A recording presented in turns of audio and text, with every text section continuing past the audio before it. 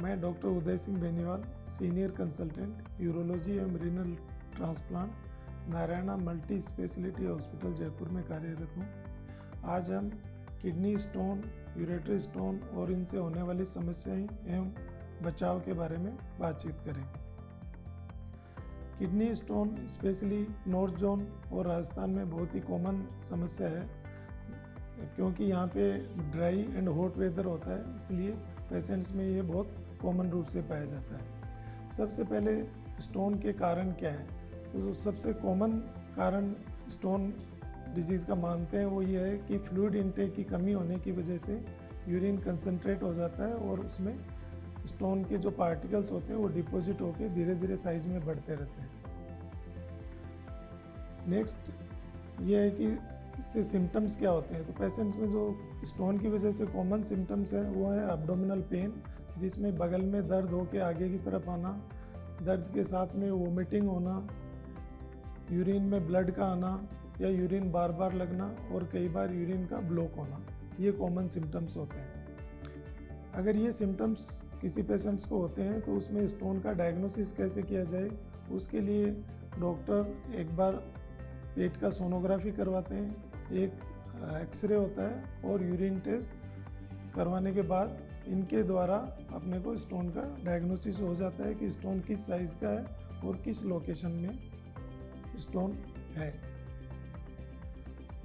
इसके आगे स्टोन का ट्रीटमेंट इन चीज़ों पे डिपेंड करता है कि स्टोन का साइज़ क्या है, वो किडनी पे कितना इफ़ेक्ट डाल रहा है। अगर स्टोन स्मॉल साइज़ के हैं जैसे 5 mm 6 mm जो रूटीन सोनोग्राफी में बहुत कॉमन पाया जाता है, इनमें किसी सर्जरी की ज़रूरत नहीं होती है। मेडिकल ट्रीटमेंट के द्वारा ही ये स्टोन यूरिन के रास्ते से मोस्टली निकल जाते हैं। कई बार छोटे स्टोन किडनी के नीचे यूरेटर में जो पाइप होता है ब्लैडर तक आता है, उसमें आके रुकआउट करते हैं। उस स्थिति में उसको ऑपरेशन की ज़रूरत पड़ती है, जो बहुत ही सिंपल टेक्निक यूरिन के रास्ते से लेजर द्वारा निकल जाता है। अगर किडनी स्टोन बड़े होते हैं जैसे 10 to 15 mm होते हैं, उसमें अलग अलग तरीके से इनकी सर्जरी की जाती है, जिसमें जो लेटेस्ट टेक्निक है जिसको RIRS बोलते हैं, उसमें यूरिन के रास्ते से ही दूरबीन किडनी तक जाती है और लेज़र मशीन्स के द्वारा स्टोन को डस्ट कर दिया जाता है और वो डस्ट यूरिन के साथ बॉडी से बाहर निकल जाता है।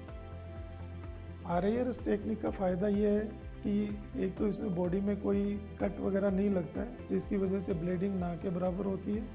दूसरा, पेशेंट का हॉस्पिटल स्टे बिल्कुल मिनिमम होता है।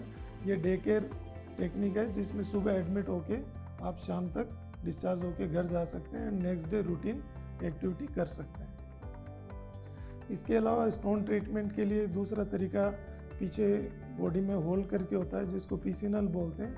ये भी बिल्कुल मिनिमल इन्वेजिव टेक्निक है, लेकिन इसमें 1 से 2 दिन हॉस्पिटल स्टे होता है और स्टोन उसी टाइम बाहर निकाल दिया जाता है। नेक्स्ट, स्टोन के पेशेंट्स को क्या क्या प्रिकॉशंस लेने चाहिए कि एक बार जिसके स्टोन बनता है उसको जनरल पब्लिक से ज़्यादा चांस होते हैं कि दोबारा स्टोन बनेगा।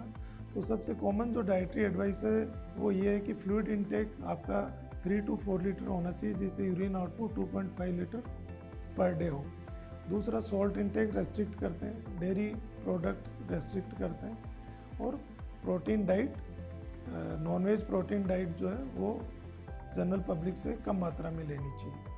ये प्रिकॉशंस आप यूज़ करते हैं तो स्टोन का इंसिडेंस, रिकरेंस कम हो जाता है। दूसरी जो जनरल पब्लिक में सबसे अवधारणा बनी हुई है कि स्टोन का पेशेंट कुछ झाड़ फूंक से या कुछ लिक्विड पिलाने से इस तरीके से भी निकल जाता है, तो इन ट्रीटमेंट के तरीकों को नहीं अपनाना चाहिए, क्योंकि ऐसा कोई तरीका नहीं है कि आप कोई झाड़ फूंक से या कई बार पेशेंट यूँ सरफेस पे हाथ फिरा के स्टोन निकाल देते हैं। इन भ्रामक उपचारों की तरफ पब्लिक को नहीं जाना चाहिए। अपने नज़दीकी फिजिशियन या यूरोलॉजिस्ट को दिखा के प्रॉपर तरीके से ट्रीटमेंट लेना चाहिए। Thank you.